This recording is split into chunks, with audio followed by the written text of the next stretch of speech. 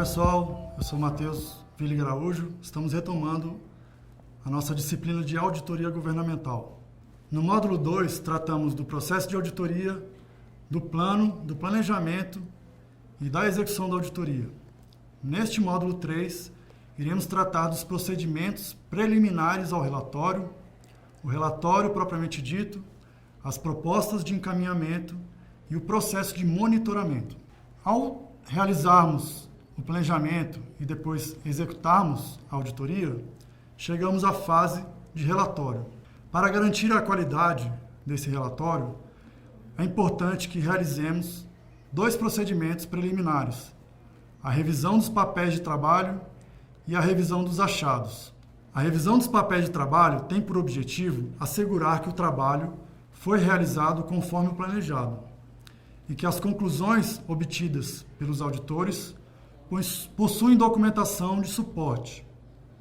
A primeira revisão é realizada pelo próprio auditor que identificou um achado e preencheu a matriz, por exemplo. A segunda revisão é realizada pelo coordenador de auditoria e pelo supervisor de auditoria. A revisão dos papéis de trabalho facilita tanto a elaboração do relatório como a própria revisão dos achados. O segundo procedimento preliminar ao relatório é a revisão dos achados, que também possui 2 revisões. A primeira revisão é realizada pelo coordenador da equipe.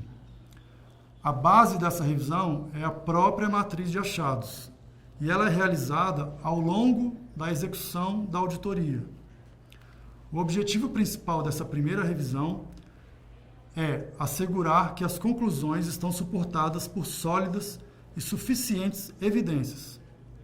Também tem um outro objetivo, que é certificar de que não há erros ou omissões nas conclusões dos auditores. A segunda revisão é realizada pelo supervisor de auditoria. O foco principal é a coluna efeito da matriz de achados, e o objetivo é alinhar expectativas, uma vez que o auditor que identificou um achado pode entender que ele é mais importante, mas como o supervisor tem a visão do todo, ele saberá dar a devida importância a cada achado. Outro objetivo dessa segunda revisão é avaliar toda a documentação de auditoria e a consistência dos achados e das evidências, bem como das conclusões e das propostas de encaminhamento. Passadas as revisões, chegamos à parte do relatório.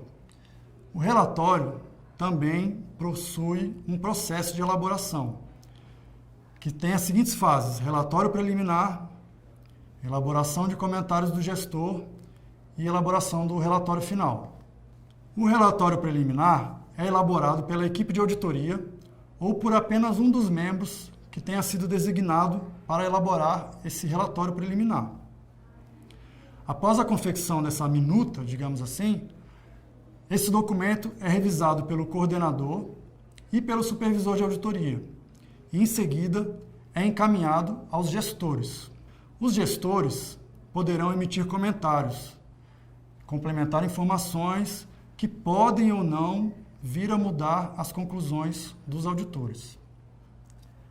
Essa é uma medida eficaz para tornar o processo imparcial.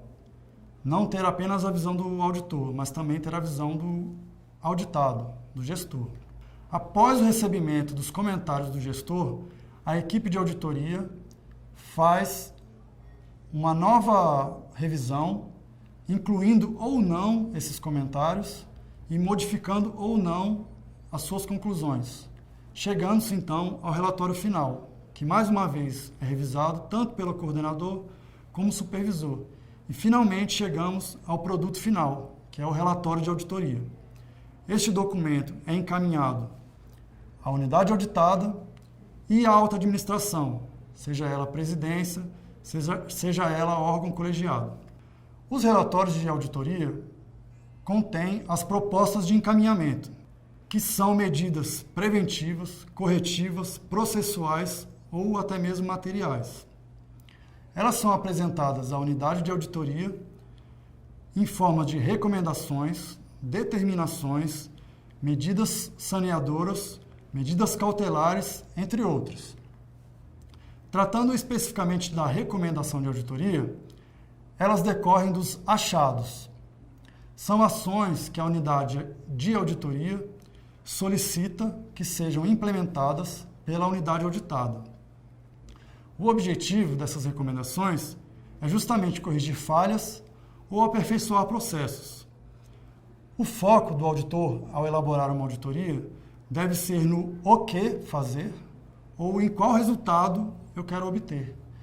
Nunca deve ser no como fazer, uma vez que o como fazer fica na discricionariedade do gestor. A recomendação de auditoria também deve ter como foco principal as causas, identificadas na matriz de achados. Caso o auditor elabore uma recomendação que atue sobre a situação encontrada, essa situação pode vir a ocorrer novamente.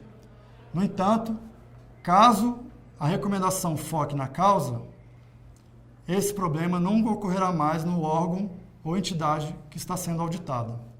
Voltando ao nosso exemplo, em que temos uma divergência no almoxarifado, em que a causa é a ausência de um sistema que controle todo o patrimônio da unidade, a recomendação seria justamente para que a unidade auditada adote um sistema de controle patrimonial, que atuará na raiz do problema. Quando o gestor recebe uma recomendação de auditoria, ele deve elaborar um plano de ação, que seria a resposta da unidade para esta recomendação.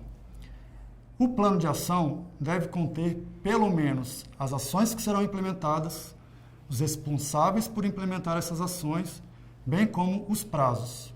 Após todo esse procedimento, a auditoria passa a monitorar as ações dos gestores. Então, vamos recordar, a auditoria emitiu uma recomendação, o gestor elaborou seu plano de ação, determinou ações e prazos. Então, cabe à auditoria, neste momento, realizar o monitoramento dessas ações, que é o que chamamos de processo de monitoramento. No processo de monitoramento, a auditoria verifica o cumprimento das recomendações expedidas e avalia se aquelas providências adotadas pelo gestor são suficientes para sanar os problemas identificados. Ou seja, não basta para a auditoria recomendar, ela também tem que monitorar. O monitoramento também é realizado por um processo que passa por planejamento, execução e relatório. No planejamento, o auditor identifica quais são as recomendações que serão monitoradas e também quais são os procedimentos e técnicas que serão empregadas para realizar as análises, ou seja, ele elabora uma matriz de planejamento do monitoramento. Em seguida, é realizada a execução, em que são realizados os exames e feitas as análises.